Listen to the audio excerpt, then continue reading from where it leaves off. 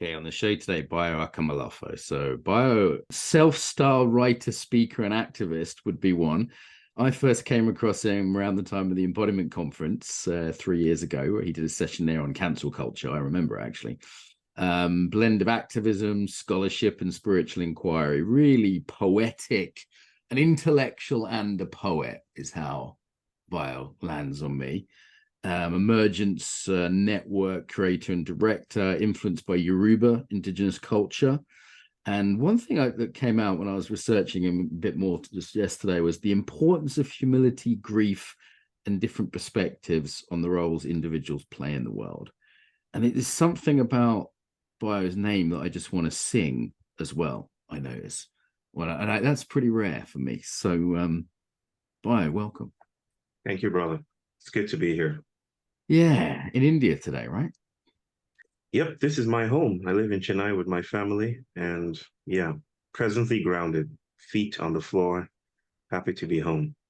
Wonderful. And I Yeah. usually start interviews by asking a bit about people's lives. And interestingly, and I remember this years ago when I first looked at your bio on your website, your bio kind of talks a lot about relationships. It talks about your partner and your children and your parents and your cultural background. So I still like to ask, the bit about the journey of your life, but I appreciate I'm also asking about a kind of web of relationality in that. Yeah, it's difficult for me these days to think about, well, not just these days, but it's quite difficult for me to think about individuals and individual biographies without drawing in a thick and dense web of networked relationships, right? I grew up in the church, as people who know about my work would know, and there was a very strong emphasis on individual journeys and heroes' journeys and our path to becoming great individuals. I think part of my reactivity or response to that was that these days coming out of that setting, I'm gonna, you know, premise my fatherhood and my partnership with my wife and all of that, as the guiding principle of how I tell the story of myself, rather than tell the story of my PhD or the books that I've written. I mean, that too, but I'm going to situate my relationships first. Yes. And how we tell our story is really interesting to me. So I've interviewed a lot of people for this podcast, for example, and often people have a certain story, and sometimes they almost follow a sort of TED Talk format. This thing happened, and that's why I now do this. Yeah.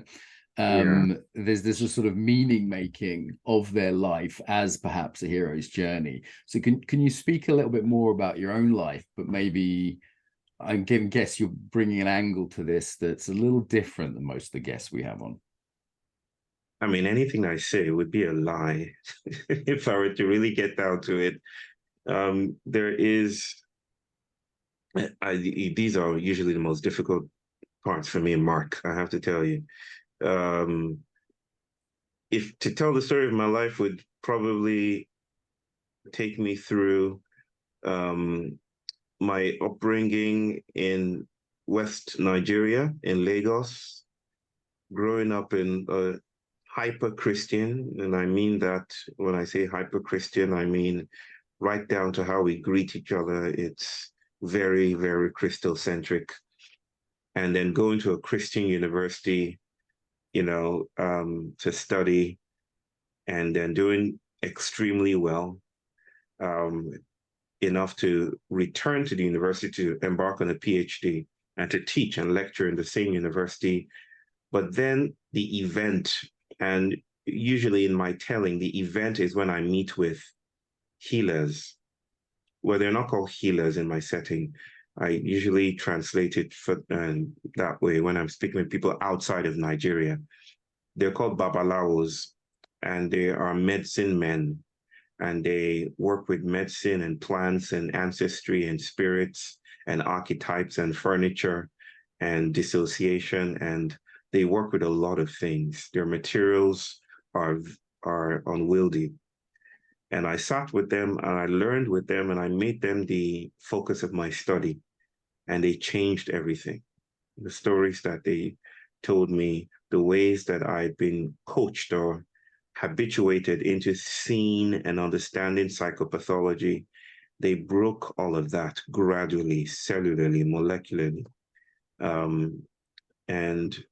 And that, in a sense, is where my career began, at that point of being broken and being exposed to a world that I had forgotten in my quest for Western-styled education. Yeah, they kind of recontextualized me and set me on an ignited path towards public intellectualism. Of course, the real fire for this journey was my wife, meeting my wife in the same context. Yes. But I could go on, and every attempt to tell a story is already a lie. A lie, because the world doesn't work that way. The world exceeds narrative. And yeah. I remember this when I started being interviewed as a guest myself about 10 years ago. And then when I started interviewing people, that you have to lie by a mission, that the Yes. complexity of one story, by leaving things out, and it often feels to me like if I'm asked to tell my story in 5 minutes, it feels like I'm manipulating. It feels like I'm being dishonest by the amount I'm missing out. Yeah, I mean, it's fabulation. You have every story leaves something out. The world isn't a story. The world exceeds story. So to kind of put into story one's life is to, is to presume that lives work in the ways that we think about story, in terms of first and second and third act, maybe in a cinematic taking, and a plot at some direction, and a stable actor who is the protagonist of one's story. I don't know that the person who sat, with the Babalawos is the person speaking to you now. And yeah, that person trusted in a world that I don't know how to even envision anymore. So yeah, to your point, story unwieldy. It feels like a kind of murder, actually, a murder of the complexity and nuance of experience rather than just a lie. You could say that. You could say that. You could say that. What was broken down for you? So as you experienced that Yoruba culture came away from the kind of hold of a certain worldview, again, it's a big question. Is it conceptions of yourself, of time, of learning, of knowledge? Like, what were some of the main things that really were rearranged for you? Well, I had this, I still am a nerd, but I had this nerd life on steroids, where I had a soundtrack to my everyday. I had my days planned out on a blueprint. I had no friends, no real sociality. My life was very triangular: the classroom, the library, and the cafeteria. It really planned out. Very, very strange stuff. This is when I was an undergrad, and that carried through my academic years. What premised my days was a phrase in Latin. I think it's magna. I'm not pronouncing it well. Magna e prevalebi, magna e veritas e prevalebi, something like that. And I think it translates into the truth is great and will prevail. And it kind of was a formula for how I was developing my academic career and thought life, my internal thought life, and what I was putting out there in essays and stuff. The giant truth, the big T truth, the idea that history was coming to this end, this final moment, and that the streams of this final moment were already being felt through correct thinking and correct conceptualization and objectivity, and that this singularity is called truth, this giant T truth. So I was deeply in league with Enlightenment thought, and the thinkers from that period. What those Babalaos did for me was, introduce me to an alchemy of a world that exceeded the big T truth conceptualization.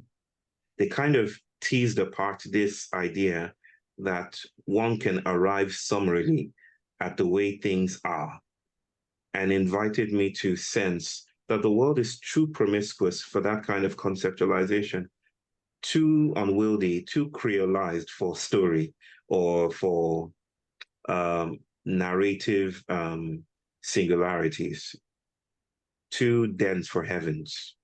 So those were the things they teased apart, and it influenced my first book, my first solo outing, These Wilds Beyond Our Fences, where I try to break down these concepts even more. You're clearly an intellectual. Actually, listening to a bunch of your talks the last few days, I could, some of it was way over my head. I found myself looking up words in the dictionary and there's a lot of syllables in some of it, and very thoughtful. And in the modern Western intellectual is sort of often set aside from the body. As a professor friend of mine says, my body just takes me from one lecture to another. That was what he said about the body. And I was profoundly sad when I heard him say that as a sort of educator of young people. But your work's clearly connected to the body, and you speak about embodiment in different ways. So where did the body come in as someone in this intellectual environment? Absolutely. I mean, that first formulation my wife once told me that she got married to a mind with a body attached, right? It was primarily brain work for me and focusing on my interiority and my internal world space. And I really felt some kindred sadness when you told me about your professor friend, saying that my body is just a vehicle for the discourse. I feel that still at a level. I feel that at a level still. What's different for me is I no longer trust that even my mind is disconnected from, my mind is something apart from what my body is doing, right? Or that my body is apart from what ecologies are doing, right? So you might call me a Deleuzian. This is after the French philosopher Gilles Deleuze, who thinks about the world in terms of networks. That is, I am not just even this estranged embodiment cut off from furniture. I am what furniture is doing. I'm what my ancestors did. I'm what microbes are doing, right? So I'm like the applause of all these bodies in interaction. Notice I said interaction, not interaction. I'm a relationship that is still finding its way. And I think that idea of embodiment for me has been so richly discerning and generative, and also somewhat incapacitating. I say incapacitating because it kind of breaks down the idea, or breaks down my flesh to some place where I notice that I'm not my own by myself. I cannot just march off on a hero's journey. I need the other to be myself. It's generative, but it's generatively incapacitating, I would say. So embodiment, or the body, has long been an invitation for me to find the others, to touch my body again and again. And my body is not just this appearing on your screen. My body is diverse, dispersed, diffractive, networked, and still to come. Do you have a personal embodied practice, like something you do kind of regularly to reconnect? When people talk about practices in this way, I think for people like me who are, when I say people like me, I'm talking about Africans brought up in the ways that we are brought up. It's very hard for us to divorce practice from ordinary life. So practice is not something apart. I'm not saying that's what you're implying necessarily, but practice is not, okay, I got to do practice now. Practice is is how we live. It's ritualized into the everyday. It's how we greet. It's how we pound yams. It's how we hold our children. Now, practice is already life and livelihoods in their becoming. For me, at the moment, with my wife, our practice may not look like what some people would call, I don't even know if this is a term, but embodiment practice. But our days are very embodied with our post-activism with our children. Our children are unschooled, and how we play with them, how we meet them in the morning, how we create space for their self-directed education is our practice. Yeah, I wondered if you'd say something like that. I helped set up the first Aikido dojo in East Africa. Right. There wasn't another one for thousands of miles, and I was bringing this sort of Japanese idea of a practice in a specific place, and it's a budo and it's a thing, and it just seemed a very foreign concept to be bringing in. And there were people who loved it, and definitely, there's teachers now. My friend Tesfai and Meshu, for example, 2 teachers there. And but I also noticed this organic quality. Like often the class would sort of, instead of ending, would sort of slowly change into a drum circle, and then it would slowly change into a party, and then that would slowly change into food, and then there'd be kids around, and there was a sort of organic kind of different quality that I never saw in an English martial arts school or a Japanese martial arts school. Yeah, it was really, it was different, and I was like, okay, I need to think about this differently here. I mean, there isn't the dissociated rhythms of coloniality did not fully capture these practices or did not fully exile us from these practices of embodiment. The Yoruba people have a proverb. They say, what we want to eat is more important than anything else we want to do, right? Eating is embodiment, and how we eat and how we gather and how we sit in a circle, things that my Indian family still does, sitting in a circle, eating, and not having this nuclearized, dissociated idea of the family is deeply, deeply enmeshed in our everyday. And this is how we think of embodiment. I want to clarify that a little bit more then. So you use some phrases I'm not always familiar what they mean. So something around colonized, like splitting of different, do you mean like splitting of different activities, different parts of the day? I didn't quite understand that. So a little bit more maybe there on that. About colonization? Yeah. And what, I'm from an Irish background. It's not something I've studied particularly a lot, but there's a lot of language around that's in sort of intellectual, particularly Western left-wing intellectual circles. Yeah, that I don't quite understand. And for example, right now, people saying, Israel's a colonizer and this and that. So there's sort of a lot of language around that. Like, imagine that if this was, excuse my ignorance here, but if this was a sort of basic class on that, what would be the things you'd be saying? There are lots of, colonization and the study of colonization and coloniality is vast and contested, and there are lots of discourses around it. There isn't a correct way to think about it. I think about it as how bodies use other bodies for instrumental ends, right? For instance, certain collectives might deploy bodies in an arrangement, right, in a hierarchical order, to use them to achieve goals that, are removed from the livelihoods and experiences and aspirations and desires of those that are used. So it's how bodies are appropriated within worlds that are not theirs. Think about the transatlantic slave trade and how bodies were transported across the Atlantic, 11 million, and then used in plantations and used in fields with technology, the technology of the slave ship, the technology of the human as a spectrum of being. So colonization is taking bodies, right? The idea of the decolonial is the suggestion that bodies are not fully taken, that even in the taking, that there is some kind of encounter that breaks the taker, the colonizer, so that it's never fully achieved. Some tension runs through colonial apartheid, breaking them down eventually. That's one way about colonization. sort of plenty on sort of objectification, the use of each other as means and ends. Think about that. You could think about it that way, yeah. But let me quickly add to that. Let me quickly add to that by saying that we're speaking about broad historical political projects of appropriation and abuse. But there is another sense in which bodies are constantly using other bodies. In fact, that's my definition of faith, right?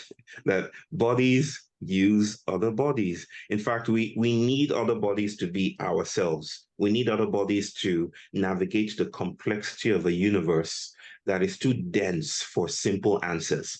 Think about symbiogenesis and how certain biological connections, fidelities, like the alligator and the plover bird, right? Think about how they use each other. Symbiogenesis, of course, is the bird has certain functions that are tied to its relationship with the alligator or the crocodile. And the crocodile has certain functions that it cannot achieve by itself. So the plover bird achieves that for it. You have gut microbiota, right? You have microbes and bacteria swimming everywhere. You're more virus than Mark. In that sense, we are using the world in specific ways. The analysis of coloniality comes when we start to notice how this can be deleterious, how it can be harmful in some evaluations to those that are used. There was one question I put it out to our Facebook group that I was interviewing in. I said, what shall I ask him? I always like to sort of make it a community thing, not just individual. Okay. And someone said, ask him what it's like being so, what was the word they used? Erudite, being so good with words. That's not the phrase they use, but something like that. So you're just one of the more eloquent and poetic, both eloquent, clear, and poetic people that I hear in this space. How is it to be embodied as Bayo, the eloquent speaker, in a way that I think many of us can't even imagine? Exhausting. Well, exhausting for others sometimes. I don't know how to speak about eloquence or erudition or using words, because that's how I've always experienced myself. Where people might say something like along the lines of, could you simplify? My mind is like, but that's as simple as I can get. Right, that's it. Yeah. I'm not exactly sure how to break that down any further. And so there, among my closest loved ones and my wife, my daughter, there's always you could just say I do instead of saying agency is. Instead of using agency or speaking about ontogenesis or something, you could just say I do or I choose to do this. So it can be exhausting for others, but I kind of experience this as a gift and an enabling and a curse at the same time. It's a gift because of what it enables me to open up for others, but it's also a curse, especially to my 10-year-old daughter who's like, oh, Dad, here that goes again, something like that. Yeah, I imagine trying to be a 10-year-old. I can barely follow it now, 44-year-old.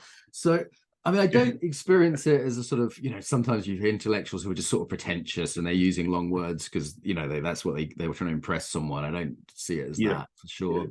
Yeah. And to me, it feels like, tell me if this is accurate or not. You're trying to be as simple as possible, but no simpler. And it seems to be a sort of real commitment to accuracy in how you explain these things, which is not normal. There's a maddening quality to this. There's something. It's like, how do you get precise? How do you precisely trace the wind, or it's maddening, but it's a commitment to some kind of precision, a poetic precision that wants to track the subtlest, the most molecular shifts in how reality orgasmically touches itself. I just want to get in there between the creases and just tease out the most intricate relationships and the most intricate realities and the finest substantial ways that the world is in touch with itself. And it's very difficult to use Jack goes up the hill and to get a pail of water kind of language, even though I think that's achievable. And the more refined, or the more some of the authors that I really respect and value, Chinua Achebe, for instance, African Nigerian author, he's late now, can probably achieve that with a single line, but I need adjectives. I need adjectives that qualify adjectives and adverbs that qualify adverbs. And I need to invent words just to get into the meat of things, I guess. Feels like the sort of impossible task of trying to direct a laser in a butterfly's dream, to steal a little bit from Shuangzi. It feels like an impossible task, but maybe worth pursuing. And I can imagine it's infuriating for you. I can empathize with that. And there's a poetry to you as well. So it's not just an attempt to be accurate or clever or intellectual. There's at times I've gone, wow, this guy is dangerously charming. Dangerously charming is how it felt. Like I remember the first time someone sent me a speech of yours, I was like, we have to have him on the conference. Like, straight away, send him an email. Because I didn't know you before then, and someone sent me your details. And there's a charm and a poetry, and I find myself drawn into it. And sometimes I forget I disagree with you. I think I disagree with you on a few things, but I forget because I'm just so sort of wonderfully charmed by the storytelling and the poetry of it. I'm not antagonized, which is it's a more pleasant way to disagree with someone. That's good feedback. I've been saying, I mean, when I spoke about the joy of being at home, it's because I've been traveling a lot, and I've been saying on these trips that I think the role of the public intellectual has to look like stand-up comedy today. We're in such polarizing, tense, brittle times that you need a different posture, and you need to come in not as the fixer of things or as the archetype of the hero. You need to be fluid and light on your feet. And so I've noticed humor and comedy, and well, it's very, very beautiful to hear you speak about being charming. I'll tell my wife that you said that. So, well, Irish value that as well. Yeah, I wanted to talk to you about this nuance, or this idea of subtlety getting lost in the polarization, the antagonism, and this was around 3 years ago. Your talk and the conference was on cancel culture, yes, and then we were right in the middle of that period at that point, and we had our own run-ins as a conference with it, and we were kind of surprised because we thought we'd done everything possible, and I made my mistakes in that too, for sure. And that hasn't gone away, that lack of nuance, the polarization. I mean, talk about comedians, but stand-up comedians now are often banned from places. Stand-up comedians have to be really careful about their jokes now in a way they didn't 10 years ago. Yes. Yeah, any thoughts on the lack of nuance or this polarization within culture? Well, I think that's a feature of empires in the throes of death. There is a way that we are being held within politics that is becoming, that is escalatingly impoverished. That politics is not partisan politics. Politics is not institutional politics. When I speak about politics, I'm speaking about something much more complex than, are you a Democrat or are you independent or are you Republican, or are you left wing or right wing? That's the popular way of framing politics. But politics is how we show up in the world. and how we are in relationship with the world, with food, with microbes, with bacteria. Politics involves relationship, is relationship, and what relationship in its modalities can achieve. I'm trying to say here, though, that politics is increasingly the ways that we have been held within white modernity. Now, whiteness here is not white people. I don't think about whiteness as white people. I think of whiteness as an arrangement, as an arrangement tied to the histories of colonization and loss and appropriation. And that analysis, what it allows us to do with the world is to trace histories of loss and potential for emancipation. But I digress.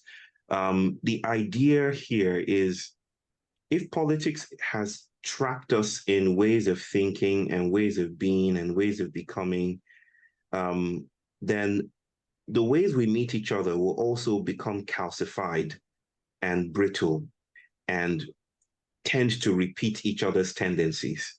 And so in a sense now, the left is behaving a lot like the right, and the right is behaving a lot like the left, because they were never complete binaries. They're entrainments in a fluid force field that is constantly looking for ways out of itself.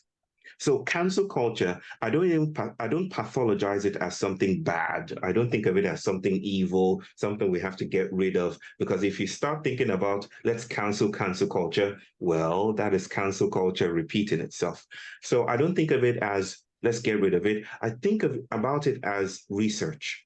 It's politics doing research. It's inquiry, supported by technology and social media.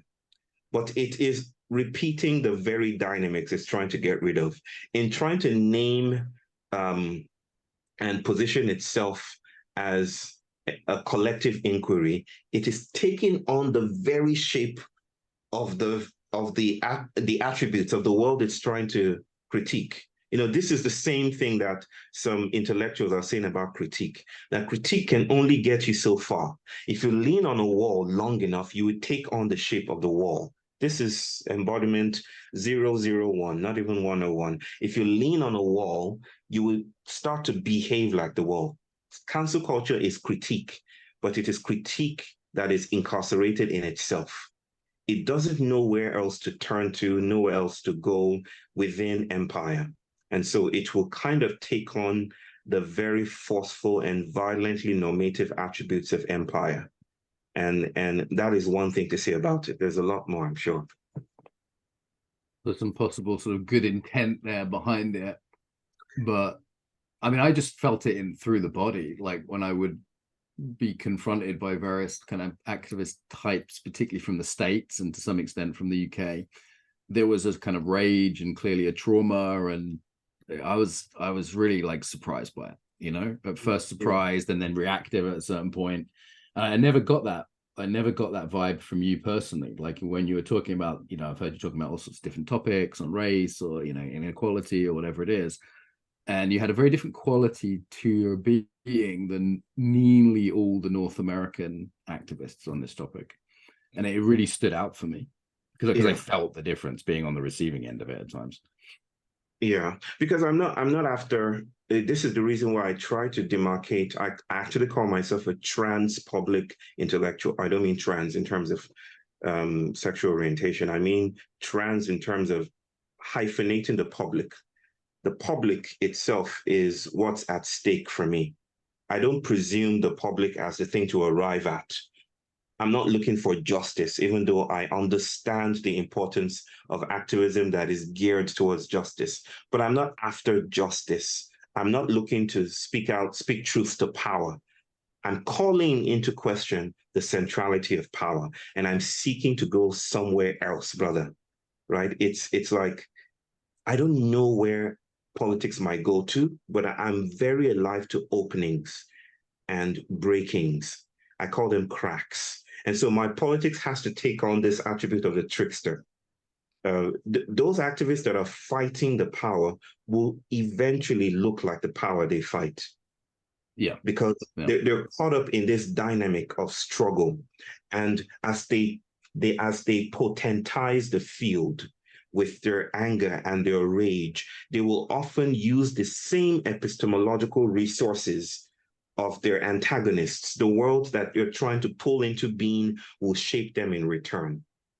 The reason why I speak about post-activism is because I want to go elsewhere. I'm not pathologizing here, but I know that here is increasingly inadequate. So I need to go somewhere else, elsewhere's other places of power.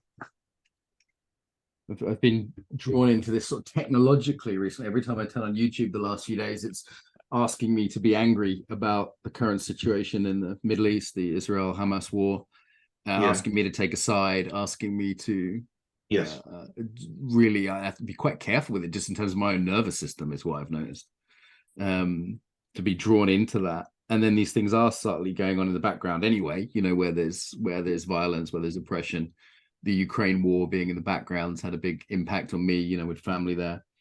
And it's there seems to be a piece here in terms of media, in terms of keeping everyone in a state that is extremely agitated too. Yes. Your that framing is very highly generative for me, and I'm currently writing another essay that addresses this idea of solidarity, right? You know Descartes, René Descartes, and his dualistic or dualizing work, when he basically separated the mind from the body, and then was infatuated with the problem of mind-body separation, right? He first presumed that the mind is not the body. The mind is obviously not the body. And then his work was to try to explain how the mind is interacting with the body. Of course, he came up with the idea that the mind or the soul interacts with the body at the point of the pineal gland. And I just find that a lot of solidarity is Cartesian in this sense. We first presume that we are liberalist citizen subjects, separate according to nation-state demarcations in a Westphalian order, and then we try to build solidarity across these large geometries of distance.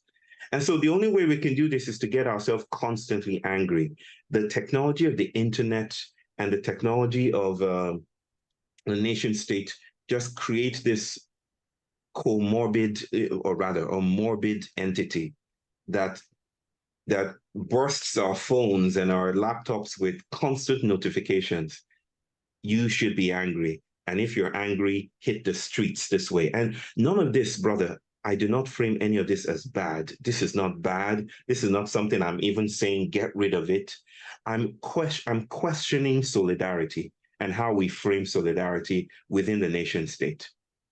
The idea that you must stand with this or that is already an obscuration of the ways we are complicit in creating this war. And so solidarity for me has to be stranger than just standing with. There's something quite ableist about standing with for me. Yeah, there's that aspect to it. There's also often quite a performative quality to it. Like, hey, all I have to do to be a good person is change my Facebook status, or maybe go for a march in London. That's now I'm a good person. I've performed the necessary kind of sacrificial rites. You know, I've performed the necessary ritual that means I'm now a good person. Please don't cancel me too. Indeed, it seems that way, doesn't it? It's like we have to. We when you say performative, I mean, I use the word performative in different ways, but I understand what you say, that it's like we are longing to traverse the distance of our dissociation from everything else, from the world, from others. And feeling good with ourselves is part of this architecture of separation. It's like, yeah, I have just thrown my trash in carefully colored and designated boxes, and it will go to a green emerald city, and it will come back to me as a tote bag, and I'm contributing my quota to making the world safer and healthier. What, of course, that obscures, like most other things, is that 93% of your trash goes to Africa and to the global south. And even recycling is not the solution. So yeah, that is the kind of world we live in. So the world I live in the West here, part of the world, I just increasingly see people on the edge. So I was in the supermarket 2 nights ago, small supermarket, local one in a small town where I live. Girl behind the counter just looked like she was ready to break down. I had headphones in, and I took them out and said, "Oh, sorry, sorry to have my headphones in." And where do you live, by the way? Where do you in the west of England, near near Stonehenge, and it's very rural and pleasant. And so this is not like inner city London, Manchester problems. And I took my headphones out, and she said, "God, it's nice to be treated like a human being." Just because I'd avoided the machine, because you can pay by the machine, but I decided to go to the person. Took my headphones out, base a little bit of respect. Just, I'm not going to be on the phone while talking to the, buying my groceries. Yeah. And she said, "God, I wish I was treated that way more often." And she looked like she was about to break down. And this is just a small interaction in a supermarket. I spoke to a friend of mine last night who runs a group for teenagers, and she says large numbers of them are suicidal, drug addicted, wanting to change their gender, deeply unhappy. And she says it wasn't like that. She's been running groups for teens for some years. So even since, say, 3 years ago at the conference, there's been a deterioration in mental health, we could say, or relational health. It just feels like the West is on the verge of a breakdown. Like there's been one too many things. COVID, there's Ukraine war, now the latest stuff in the Middle East. There's just an increase in poverty in England as well, for example, just some very physical, people have less money now, heating is increasing. But I'm told in the States it's worse. I've seen this in Europe. I've seen this in major cities in Europe.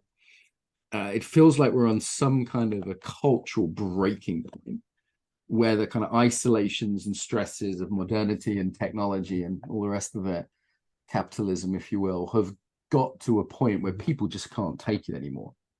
Yes. I understand that.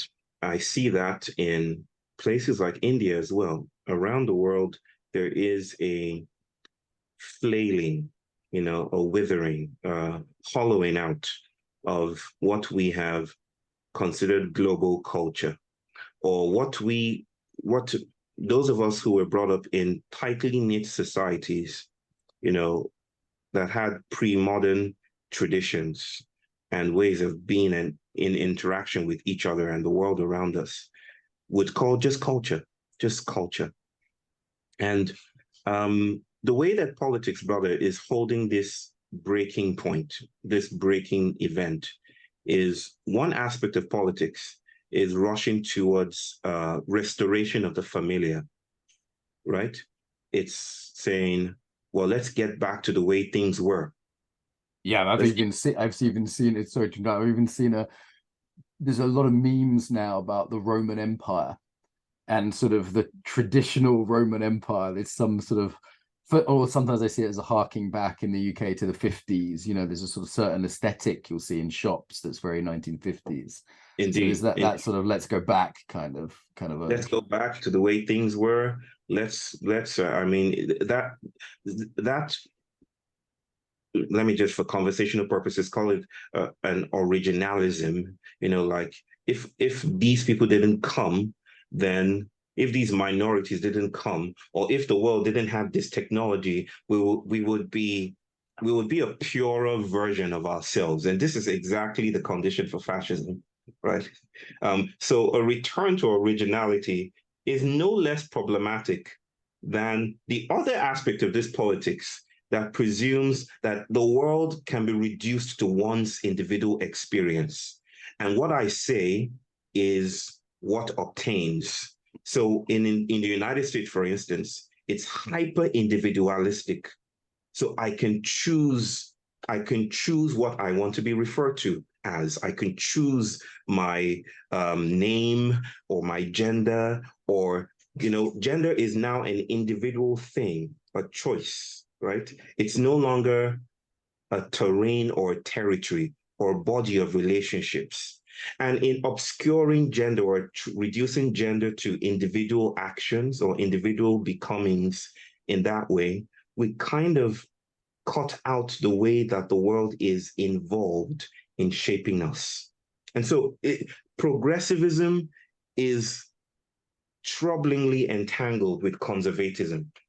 And they're kind of stuck between the past and the future, between restoring the familiar and troubling the past. There's something pathological almost about this politics.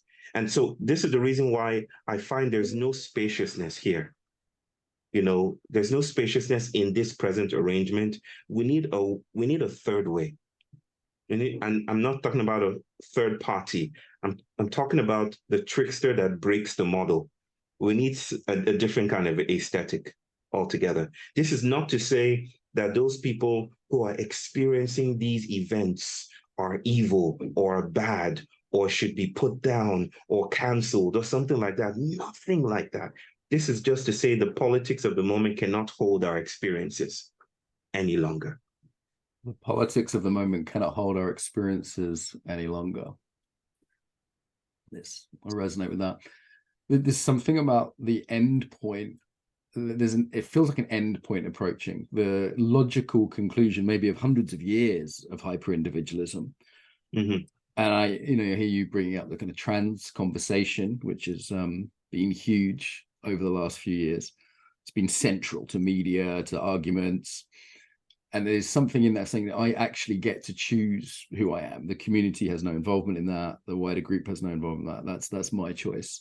That feels like a particular endpoint there. And maybe there's just a kind of critical mass in terms of how much the collective nervous system can hold.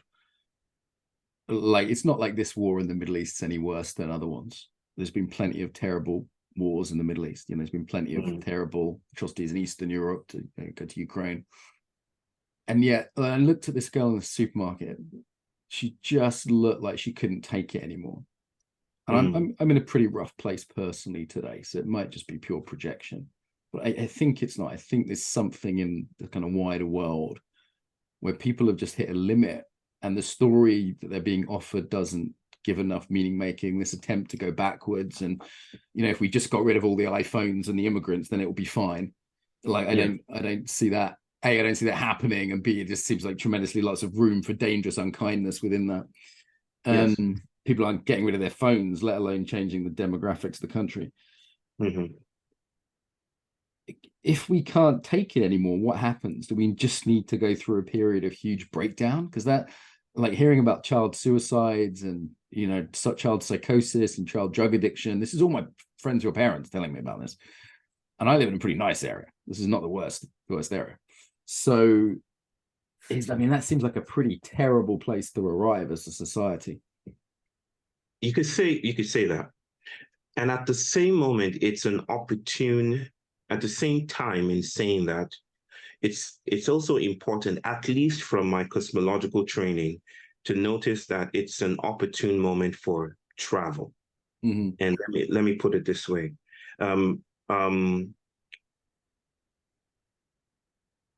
There is a sense in which, since you spoke about gender and I raised it, there is a sense in which the current conversations around gender leave something out. It's just like the conversations around free will and determinism. Are you familiar with those conversations?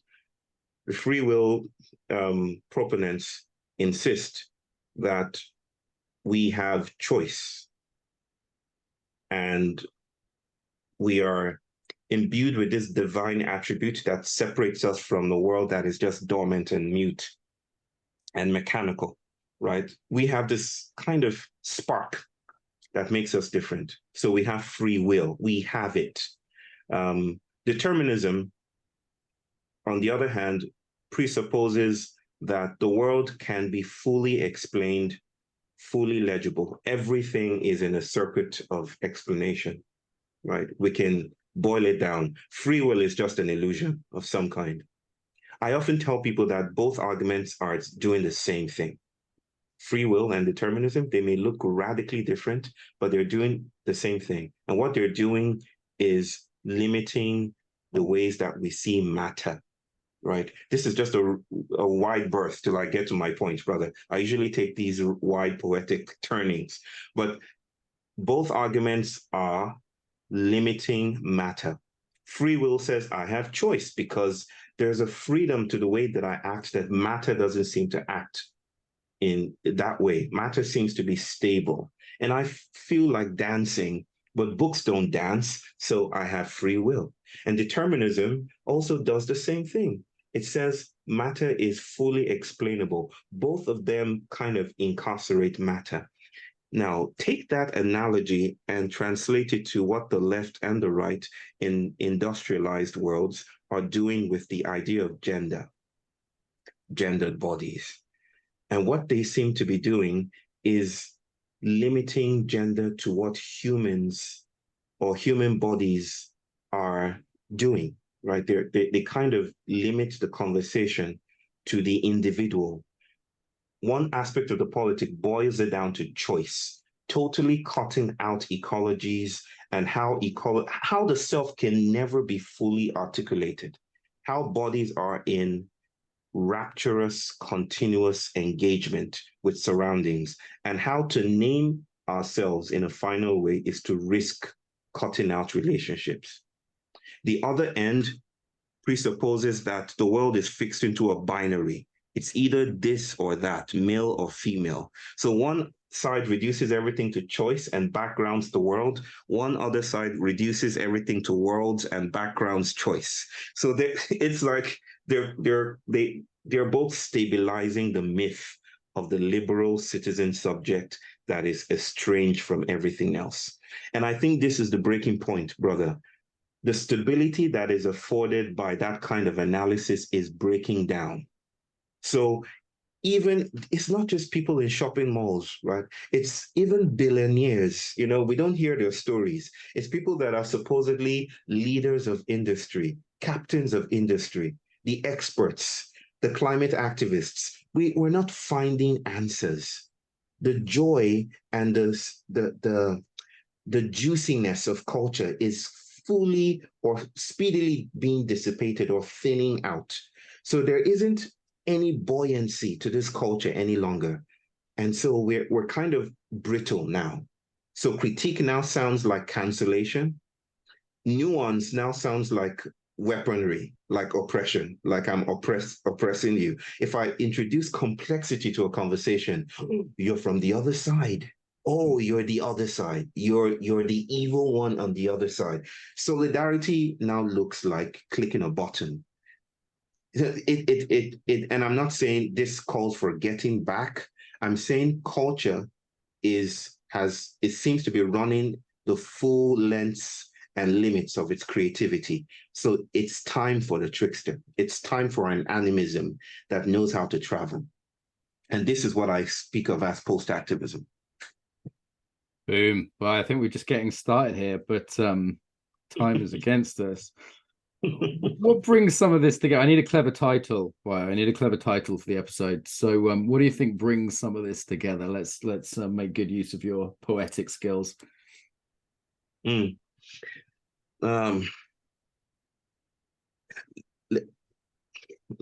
could say the absurd. The way isn't forward. The way is awkward. You could say that.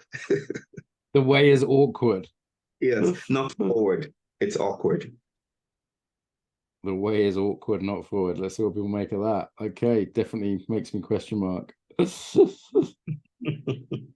Good. Well, I certainly feel hopeful that you're in the world, someone that has a level of intellectual rigor, but also a humor and a poetry, brings a big heart and able to hold the nuance and complexity, doesn't fall on the normal kind of sides that get so drawn up like barricades. Yeah, I really appreciate that. So, genuinely thank you for coming on. I'm sure there's people that would probably tell you not to talk to me, actually. So you'll get those emails afterwards, no doubt. So I personally appreciate it and have got a lot from it. I'll definitely be listening to this one back for a second time so I can understand some of the concepts a bit more. Where do people find you, Bayo? Where's the place to go? Well, I often humorously say you can find me in a dream space I like to start that way, beyond words. Or you could just check the internet, maybe just type my name in Google, and it should give you what you need, I guess. Okay, Yeah. so that's And B. Brother, Yeah. to add to that, I will speak to whomever I feel called to speak with. I cannot, my politics cannot permit a pathologization of an other, a stabilization of an other on the other side. If I get into that kind of game, like Batman beginning to kill people, then I don't know, that I wouldn't know how to stop doing that. So I need to do this. And it has been good with you. Yes. No, it's been a pleasure. And just to spell the name for people if they're looking for him online. So it's B-A-Y. B-A-Y-O. Yeah. B-A-Y-O, Bayo, and Akomolafe is A-K-O-M-O-L-A-F-E. Great. So, Bayo, real pleasure. Love talking with you. Have you back anytime you want. So thank you, sir. Thank you, Mark. Thank you, brother. Thank you.